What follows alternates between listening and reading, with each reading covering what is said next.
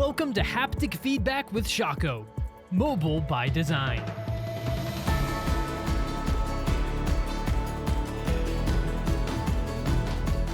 Thanks everyone for joining us on this episode where we're going to talk about the future of mobile and ask that big kind of giant question of what does the future of mobile look like?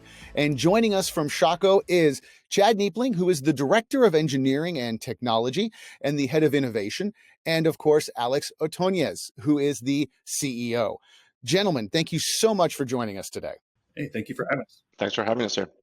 So, mobility is kind of this giant package to open up and explore. Chad, can you walk us through basically what do we mean by mobility at this point? It can't be just a phone. It's something more than that. Explain what we're talking about at this level of mobility.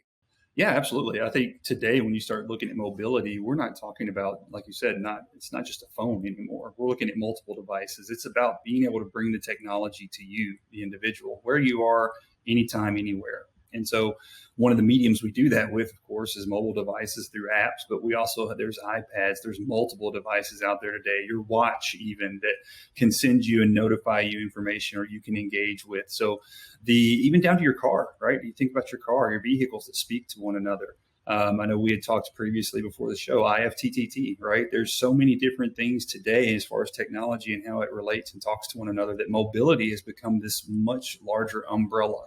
And nowadays we encompass that to mean cellular service just as much as we do Wi-Fi and things of that nature. So mobility has become a huge component of how we operate today. And we've seen that across America and the United States and other countries, that's a key part of how they function. So mobility has definitely grown in huge leaps and bounds over the last 5 years plus, in ways that I don't know that we necessarily predicted, but I know some folks did that were here at Shockoe. And so that's why we're here, right? That's how we got in this space. So being able to have that. So yeah, we've seen it. We knew it was coming, but to this degree, and I think that what we see today as far as the large scale, I don't know that anybody could have really predicted that. It's a massive, massive place now.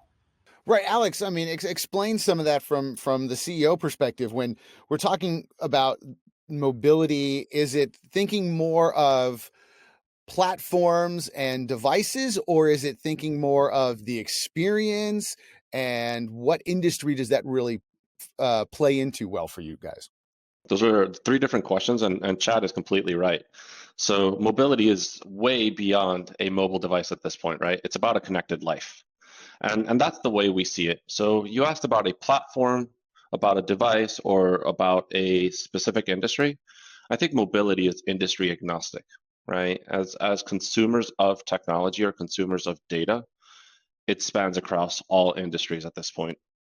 The way we see it here at Shockoe is mobility is about creating a connected life, whether it's through your phone, through your device, through your watch, or through some sort of IoT device, be it a glass or be it a sensor, being glasses, I'm sorry. Really for us, it's about one core tenet. It's about taking data and creating a user experience through an interface or through a notification that is beneficial to a user and connecting it across multiple platforms. So as a user, I want to engage with a brand on a device of my choice. It's no longer at a time of my choice, but it's about a device of my choice. If I'm running, the last thing I want to do is pull out my phone. I want to engage through a watch or through my headphones. If I'm walking into my apartment, I want the apartment to basically open up because the phone is in my pocket, right? I don't need to press a button to do that. If a package is being delivered by Amazon, I don't want to open up my computer. I want a little smart notification that says, hey, listen, your package is waiting for you. So mobility has really been broadened at this point, and it's about that connected experience across multiple devices, multiple platforms, and it is no longer industry specific. Wow. Okay. That makes a lot more sense and really drills down that mobility aspect. And yeah, you mentioned something that I think we all forget. It's so commonplace now with all of our IoT devices that all of us have that. Yeah, we know when we come home, we know when the package was delivered. We know when the food's 4 minutes away, 3 minutes away, 2 minutes away. Why is it not in my mouth right now? Aspect of life. When you're thinking about a immersive experience, and Chad, I'm going to ask you this one. An immersive experience is so detailed, and a lot of people are saying terms like metaverse and AR and VR and all these things. Is that top-down thinking, or is it the immersive experience is anything we want it to be? Yeah, I think there's a combination. That's a great question. I think there's a combination of that top down, and then there's also that also kind of that exploratory. This could be anything that we want it to be, right? Like there's still that underlying piece to what we've coined the metaverse, which is AR. It's 3D. It's your augmented reality experiences, whether you're using a HoloLens or whether it's, you're using a Quest, an Oculus Quest. It's now Meta Quest. One of those devices that you're wanting to immerse yourself in, even with your mobile device, where you can do augmented reality, and even down to shopping in retail now, where I can actually take a look and see how this looks in my room, right? With the dimensions, with the actual opaque, which some folks don't understand. There's actual weight to these devices from that standpoint of what you're actually seeing in augmented reality. So if I put glasses on, for example, it's not going to bleed through my head. You're actually going to be able to see the glasses arms and the glasses, how they fit over top of my face. So you're creating this entity through technology that exists in a virtual space. And so I think there's still that exploratory piece that you're talking about, where it can be anything that I want it to be. You look at different worlds that have spun up in the last couple of years, right? And when we get into metaverse, and they've made those about what they want it to be. Roblox is an experience, right? And so you start thinking about that. I feel like if you are looking at from a top-down perspective, I think there's a lot of assumption about what metaverse is, what AR is, what does it mean to be a part of an immersive experience. I still think there's some of that. There's confusion there to a degree. We've kind of lumped that all into one term. And so I feel like there's still some exploration even there of defining how do these technical pieces fit into my business model? How do they fit into what I'm doing today? And how can I leverage this technology to get my services or create an experience for a client or a customer that's going to keep them coming back? Because that's really what it's about. It's about being able to build a relationship with a person through technology to be able to get them on the comeback. And that's really the secret to it, is how can you get the person to continue to engage with you? And I think that's one thing that immersion does, is it takes it to another level.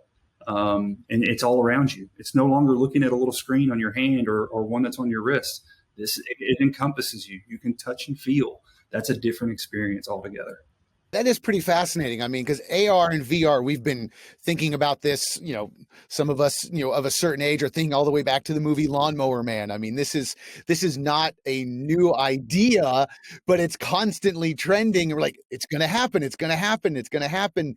And it seems to now like, no, it's been happening just in very small little instances. But now from what you're saying, this is the reality we're going to face. For Shockoe, and what is describe the customer base or the partnership that you're having with your clients and the experiences that you're looking to build? So I think for us, as we talk about the metaverse or immersive experiences, Chad mentioned, I think they're two different things, right? The metaverse requires an immersive experience. And from a metaverse perspective, I think there's two. It's a line, right? On one side of the line, you have this augmented experience, right? So you're essentially overlaying technology or data over your existing reality. So you are augmenting your reality or our reality. On the other side of the spectrum, we have the Snow Crash metaverse, right? Snow Crash, the book from, I think, the 80s, which is, I am going to put on a headset and some sort of device that allows me to see, feel, and experience something virtual outside of my current reality. And there's everything in between. And to Chad's point, I think people are still trying to figure out which metaverse or what version of the metaverse works best for them. And again, I just want to reemphasize, right? So there is this concept of the metaverse, which is an augmented world to the one we currently live in. And then there's the concept of immersive experiences, which is what we've been referring to as augmented reality, right? From a client base, I think the clients that we look for, the ones that we want to work with, are the ones that are kind of pushing those boundaries. They want to understand how they can create a better brand or a better experience for their consumers in the metaverse. They want to understand how they can create a better brand or a better experience using augmented reality. And those are the customers that we're constantly working with, right? The customers that basically say, you know what, we'll wait until somebody succeeds at this and then we'll copy them. Those are cool, but not the ones that we normally work with. We try to like push those bounds a little bit. And I think where we are successful is when we understand a customer's brand and help them invest in these types of technology in a way that reflects their brand. They don't want to copy somebody else, but they want to increase or augment their own brand using these concepts. And those are the ones that are the ones that are most successful with Shockoe. I think to Alex's point, this is the new frontier, right? In a lot of ways. And so you kind of almost have to think of yourself as, as being out there in the middle of nowhere, kind of, trudging through the fields, as it were, and trying to see something new. And so it's a lot of that. It's a lot of figuring out how you identify what's going to work best with you, as Alex said earlier, because there's some retails, for example, in the retail industry, there's a lot of opportunity there, but what type of experience do you want to provide? Do you want to provide the type of experience where it's, hey, I want you to buy my products. Here's the opportunity for you to see what it looks like in your home, versus, hey, I want you to buy our products, but not only that, I'm going to give you this entire experience that you can come into a world. There's going to be a monetary NFT value, right, that you can spend in my world that has this currency. Like there is it's just a different level of what is it that you want. So it's fresh green space in a lot of ways. I mean, think about it. Even Snoop Dogg has his own metaverse world, right? So I mean, hey, if Snoop's in it, it's on fire at this point, right? And so, and that's the way I look at it. Like if Snoop's investing in it, I'm going that way, right? And so it's firing up right now, and there's so many different. There's different avenues. And I think that what we're starting to see in industry, not just retail, but in other industries, for example, service industry with a HoloLens, the capabilities that you can do there are just really, they're boundless. Take the example of, I'm going to throw this out there as an example. I'm a truck driver. My truck breaks down. I've got the tools to fix it. I call into my home office. They connect me to a service person who then has a HoloLens. I have one in my truck, for example. I throw it on. This guy walks me through my HoloLens how to make that repair via augmented reality. That is a real world situation that could come to fruition. Same thing with plumbing. Any type of trade work, you could leverage this HoloLens and use it to actually help coach someone to make a repair. So think about all of a sudden the repair industry now you can have a national brand that could service anybody from coast to coast. Think about it. It opens up a whole new world of possibility. Yeah, no, what I wanted to do was add to that, right? So Chad, we're talking about technology, but then if you layer reality on top of that technology, so you're saving costs on travel, right? You're saving costs on basically identifying what the problem is, because if you're a plumber and you forgot, I don't know, if you forgot a specific tool or a specific pipe, or you know what, these are copper pipes, not PVC pipes, you name it, right? You don't have to go visit the person, come back, and then go back again. You just basically have a HoloLens and they're like, okay, this is the setup. I will come 100% prepared, and it's one trip as opposed to 5 or 6. And so travel costs and environmental impact, it's just crazy, right? Well, I mean, that's such a fascinating example because, again, when we've talked about AR, and it's always, the stock video footage you see of it in the CSI TV show version of it. It's always I'm reaching into the guy and I'm doing an autopsy, and here's where the system failed, and that just seems otherworldly. But putting it down to the truck driver, the plumber, the electrician, the thing that affects me right now in my world, in the biggest pain point, that's the most important thing that I think people are going to be excited about. I mean, that's a brilliant example. And that sets up a question that I've got for both of you that is, that creator question of this is trending, and then there's brand building, and that seems two different ways of looking at things. Alex, you had mentioned we have customers that want to just follow the trend, which is, great. I mean, it's low-hanging fruit. Businesses build on low-hanging fruit. And then there's brand building, which is creating something new from the get-go. How do you, as a company, tackle trending versus brand building as a business model and technologists? So there is brand extensions and there is trend building, and there are best in class practices. And those are three different things. So the first thing that we normally do is use best in class practices. Our team is a team of experts on building technology, and they've become experts because they have done this multiple times over and over and over. And so there are best in class practices to build an augmented experience, to build a mobile experience, to build a watch experience. And we need to use those. The reason you use those is the end user, the consumer of this technology, is used to a certain way of operating. The simplest example I could give you is, imagine you turned on your phone and Apple decided to, instead of the end call button, they decided to put a purple button that looked like a heart in the top right. Right? You'd be so confused. You didn't. So there are best in class practices and user experiences that, as a user, you have to abide by. The second piece is the brand extension. A lot of the brands that we know and love have become that because of that cultural effect, the affirmation, right? Think of Apple, right? Like, Apple is an incredible brand that has pushed technology, that has simplified phones. They don't follow trends. They essentially say, hey, listen, this is who we are. This is what our brand means. And this is what our brand will mean when people use augmented reality. This is what our brand will mean when people immerse themselves in the metaverse. And so for us, it's a brand extension and understanding how a brand is recognized and acknowledged in the real world, and taking that acknowledgement into this digital world. And that's what a lot of companies struggle with, right? And they're like, hey, you know what? We need an e-commerce site. Amazon has done it an amazing job at e-commerce site. So let's buy a license to Shopify and do the exact same thing Amazon did. And that's when companies stumble a little bit, right? What they need to do is understand what their brand represents to the end consumer, and then still build that e-commerce site, but with that brand in mind, or build that watch app with that brand in mind. And that's what I'm referring to as a brand extension. But you have to keep in mind the actual best practices, both user experience, user interface, and actually like development. That means a lot of change. I mean, you guys have to be pivoting.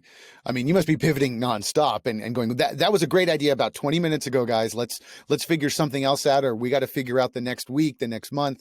How do you adapt and prepare as a company for change like that? So it's a lot of change for our customers, right? And it's a lot of conversations that we are constantly having for them or with them. For us, what we do is, I think one of the models that we say is, hey, listen, we will build for the technology of today, understanding the future that you want to achieve. And so for us, it's micro increments. You're not going to go from not having an application to being in a metaverse, or maybe you do, but the reality is there are some incremental steps that you've taken, right? So you built an app, you built a watch app, you did immersive media, and then you go into the metaverse. And so you're doing these like small changes. It's like boiling a lobster, right? Like, you didn't really realize it until it's cooked. And those are the companies that are most successful. And along the way, we have these small conversations. It's like, hey, by the way, you've done the watch. Now let's see what we can do when we pair the watch with the phone. And I think Chad could probably speak to that a little more from a technology perspective. Yeah, absolutely, Alex. I think it's about intent, right? It's a lot about intent and making sure that, the example you provided, right, where we've got it's on a device, we've got it on your watch, we've got this app in multiple places, but there's a consistent feel to it, and that you recognize through that feel that this is that brand, right? It's not necessarily looking at the brand's logo anymore, right? When we're talking about mobility and devices, it's about an experience and building that experience for someone. That experience is what draws them in. And that's where, for example, we had joked earlier before the show, when Apple really kind of took off with this whole, hey, there's an app for that, right? And when they came out with their advertising, it was, hey, we're Apple. Here's our story. This is our journey. By the way, you want to buy our device? People were hooked on that immediately. Apple was no longer advertising hey, this is what our device does. They were advertising how the device impacts your life and how these apps impact your life and how that creates, in some cases, a sense of community, right? A sense of sense of ownership to a degree. There's a sense of feeling like you're a part of something bigger than yourself in some instances with some of the apps that are out there today. And if you think about, for example, taking this conversation of brand and things of that nature, think about in the sense of what companies have actually launched themselves from being an app and now have become a major player, right? One of those being Roxio, which when they came out with Angry Birds years ago, now look at where they're at. Movies, right? Cartoons. I mean, it is a huge brand. And they did it off of what? Building a simple app that was available cross-platform on multiple devices. Let's admit it, it's an addicting, fun game, right? So they were able to tap into that and tap into the ease of the functionality of the device, right? That's already there. Alex had talked about that earlier around best practices. So there was a lot that was there from a technology standpoint. This company just came in and developed an experience for the end user that was able to utilize that technology and bring that forward. And now, guess what? That technology works so seamlessly and works so well that now me as the consumer, I don't want to buy another device. I'm now going to be brand loyal to this particular device. So that's a step further, right, into that. Just to kind of give a little funny analogy. So Apple has done it right. There's a restaurant, I think it's called like Dick's Last Resort or Dick's, I think it's called Dick's Last Resort, if I'm not mistaken. Never been, but I think the whole concept or premise of this restaurant is you go in to be treated poorly, right? Like they are mean to you. Right. And so imagine, and again, we don't work with Dick's Last Resort and I have never been there, but imagine, I've seen stories and I've seen videos. Imagine Dick's Last Resort decided to build a voice app on Google, right? And Google has done a very good job. When you interact with Google, it says please, it says thank you, right? And so Dick's Last Resort's like, hey, listen, we're going to do software and we're going to do it right. And so then as a fan, if I was a fan of this restaurant, I'm like, hey, Google, please make a reservation at Dick's Last Resort. Or hey, Google, what's the food that they serve? And Google says, well, the food is blah, blah, blah, and your reservation has been made. Thank you for talking to me, right? So Google gave me a thank you, a very nice like pleasantry, right? But that is not the brand that Dick's Last Resort has been built on. And so if you are building technology and we're talking about brand and you build technology in accordance with somebody else's standards, you're losing that brand a little bit. It's not much, but you're losing what has made you special. And so to Chad's point, Apple has done it right. But if you have another company, and again, Dick's has not done this, I want to emphasize that, but if they basically follow the same pattern and then they create this like pleasant experience online, then they've lost what makes them special. On the other hand, if they come in and they build a voice app that is just as rude to the user as the restaurant is, now they're following that brand pattern and that brand behavior. And if they do that across voice and their app, and so that's what makes this brand element so special, especially in the digital world, as we talk about future trends. And that's got to be a real paradigm shift for a lot of people in the technology space and your engineers and your creators. How or who are you looking for when you're building your team? This has to be there's got to be a different way of thinking when they're looking at this world. So how does that process go for you guys? Yeah, so when you're looking for those people, right, and looking to work in this industry, you're really looking at two things. One, it's for us here at Shockoe, the big piece of it's our cultural fit, right? We are always going to look at that first. We want to make sure that the person that comes in here is also going to be one that everybody loves and wants to work with, because we're going to welcome them with open arms. That's just how we are. And so there's a real sense of community here. So that's something we're going to look for initially too. And the people that we want to join Shockoe is, hey, do you want to be a part of something bigger than yourself and things of that nature? And kind of what's your passion? And for us, there's the second piece of that for me, honestly, is creativity and technology, right? What do you know about it? Also the creativity piece of what can you do with it? There's off the shelf. There's a concept of buying something off the shelf that doesn't just, that's not just something that's heard in technology. It's heard in a lot of spaces, but in technology, when we say, hey, we're going to take something off the shelf, typically it's, hey, it's cookie cutter. This is a black box. We're going to take this and work with it as is. There's that. But what about the mindset to be able to say, hey, what if I was to take this off the shelf and I made a couple tweaks here and there? I could reuse this for another solution, right? And that's where I talk about the creativity, right? And being able to kind of think outside the quote unquote box, so to speak. And so you look for that, and you look for people that are passionate about technology and learning new things and wanting to not just learn them, but use them and figure out how to use it and how to apply it in such a way that it will impact someone's life. Because that's really, honestly, if you start thinking about, if you were to sit down and talk with a lot of the engineers here in Shockoe, you'll start to find a common thread that they all feel a purpose behind what they're doing. And when you have that purpose of what you're doing and it feels greater than you, and you're also having an impact on people's lives, that is a shared experience, right? That we all enjoy and that we all want to share with others. But it's also what we're looking for when we look for other engineers, when they come in. What's your purpose? Do you want to be a part of something bigger than yourself? Or are you here just to code, right? Or you just want to code because you like technology, right? We want the people that love the technology, but they want to be a part of something too. Because honestly, that's what we're doing for our clients. We're creating, as Alex mentioned earlier, with our brands and the brands that we work with, we're wanting to create experiences. We're not here to just create technology and throw it out and say, here you go, here's an app. No, we want to create that experience, because that's ultimately what we had mentioned earlier in this podcast. That's what's going to bring the user back, is when you create that experience. So you've got to be emotionally invested. You got to be mentally invested from a technology. So yes, you want to understand the technology. Yes, you want to understand new things. You want to play with new things. You want to figure out how they work, how you can apply them, maybe how you can non-traditionally apply them. Those are the kind of people we're looking at, and that they're hungry. They're hungry to learn, and they love really collaboration, because collaboration is key, especially today in a remote setting. You've got to be able to do that in a free flow. And so that's really when we're looking for people. We want those people that when we put them in front of our clients are going to be like, yeah, they get it. And that's exactly what we do. And that's what we have here at Shockoe. We have folks that they just get it. And that's what it comes down to.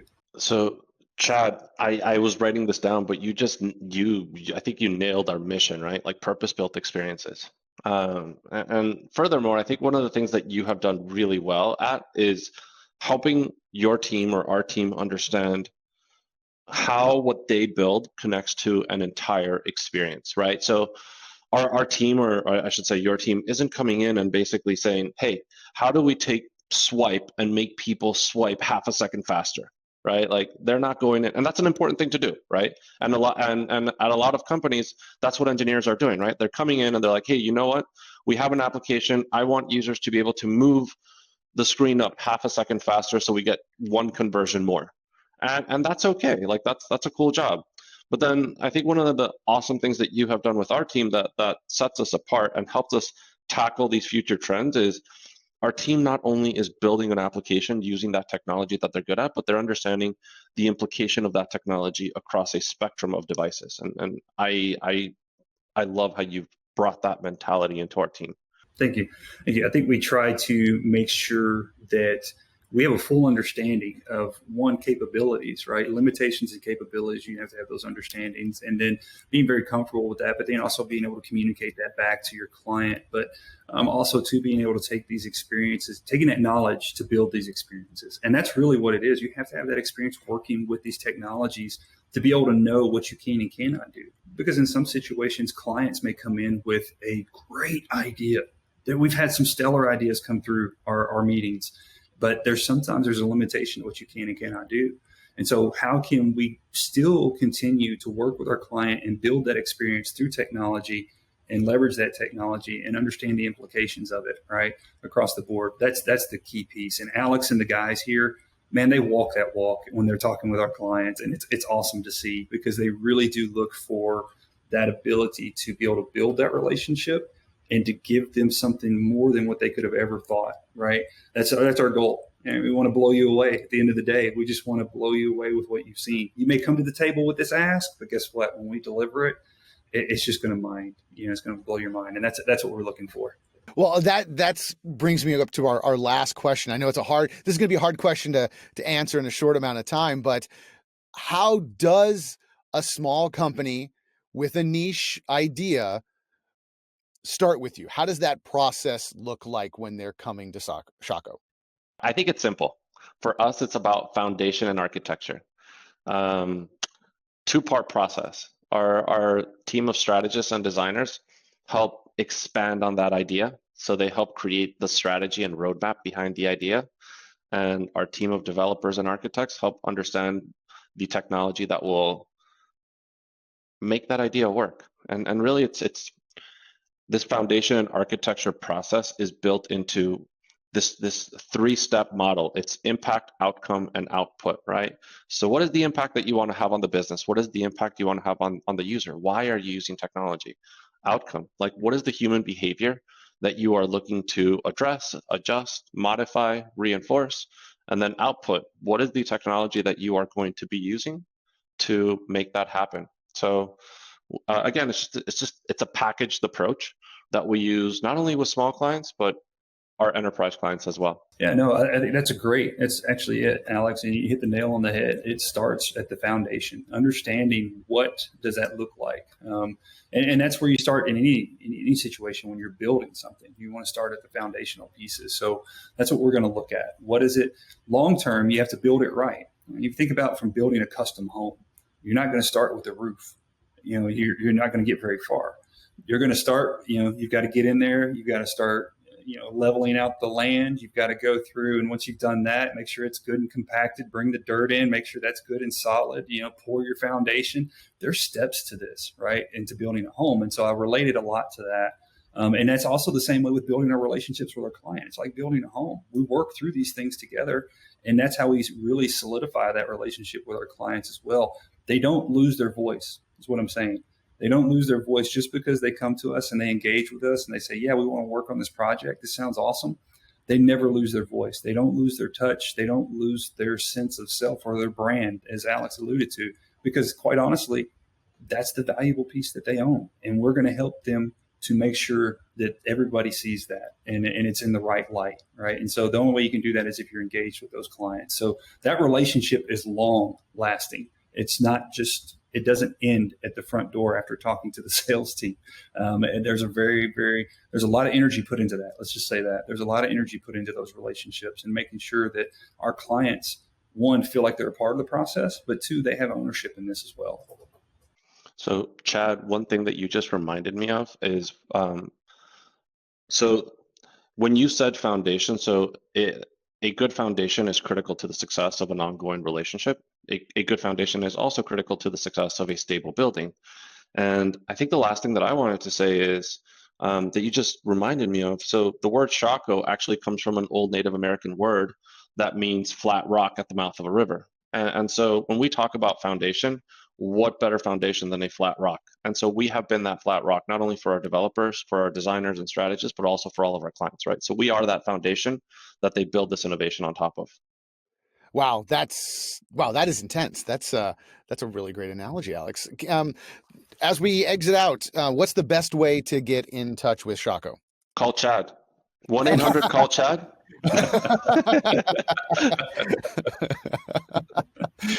You can always check us out, Shockoe.com. Shockoe.com is going to be Alex, yeah, Shockoe.com. And that's it. Look us up on LinkedIn. We're out there on LinkedIn, on the social media platforms. LinkedIn, always putting out some great content. Got to give a shout out to Dex and our team over there, Lauren. They do an awesome job of keeping that content fresh. Making sure that we're putting out white papers, use cases. So there's a lot of information that we put out. Shockoe doesn't just say, hey, we're working with this people. Let's be flashy about who we're working with. No, we actually talk about some of the science behind what we do. And we put that out there in the forefront. We're not afraid to let everyone know, hey, these are the things that we're thinking. These are the things that we're seeing. These are the things that we think are going to have an influence on you and your companies. So, hey, catch on, read these white papers. We put out a lot there. Shockoe does a lot of content. So keep up with us on LinkedIn, social media, social media platforms. And then, of course, Shockoe.com. Great place to check us out there, too. So, Chad, thank you so much. Alex, thank you so much. That was Chad Neipling, Director of Engineering and Technology and Head of Innovation at Shockoe, and Alex Otanez, the CEO of Shockoe. So there you go. That is the trending world of what mobile looks like. Check out Shockoe.com for more information.